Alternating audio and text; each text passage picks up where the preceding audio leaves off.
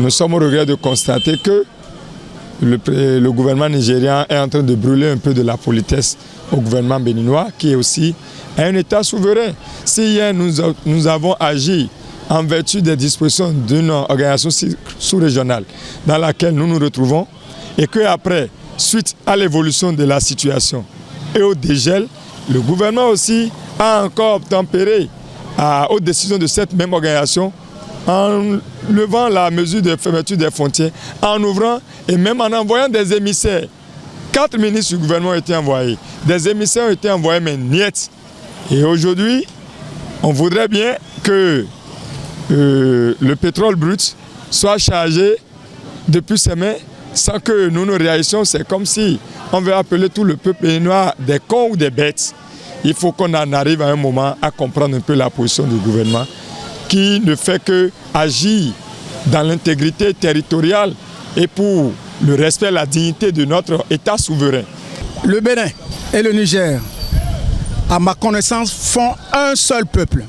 Avant que je ne voyais jour. Imaginez un instant, j'ai 74 ans et je n'ai jamais entendu de bruit entre le même peuple qui font la République du Niger et le Bénin. Je dirais, la République du Niger est le haut Bénin et le Bénin est le bas du Niger. Et dans la relation entre des États, nous devons comprendre, et d'abord ceux qui sont au sommet de l'État doivent comprendre que ce n'est pas la relation entre deux individus. Je trouve honteux que l'un ferme ses frontières et l'autre coupe le robinet du pétrole qui va avoir de l'argent pour le Niger. Je suis certain que la sagesse va prévaloir. De part et d'autre, ils vont revenir au bon sentiment.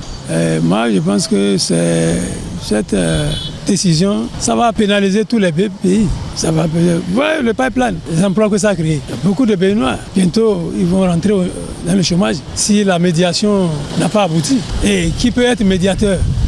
D'abord, premier médiateur, ça concerne la Chine. Mais vous savez, la Chine peut encore traîner les pas. Pourquoi? Vous savez, entre la guerre, la Russie et l'Ukraine, vous savez, il y a un embargo sur le pétrole russe. Les Chinois, ils paient le pétrole russe à bas prix là-bas. Donc, ils peuvent traîner les pas ici. Pour dire, bon, on néglige ici. Qui sera pénalisé? C'est nous encore.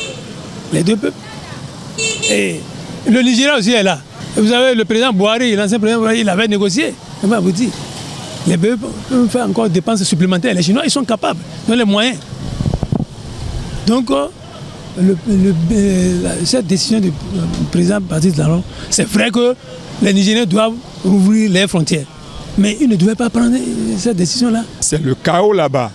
Les gens, vraiment, ils sont démoralisés, ils sont déstabilisés. Le transit a échoué, le commerce ne va pas.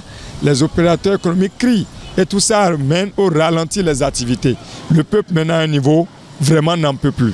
Et il en est de même aussi au Bénin.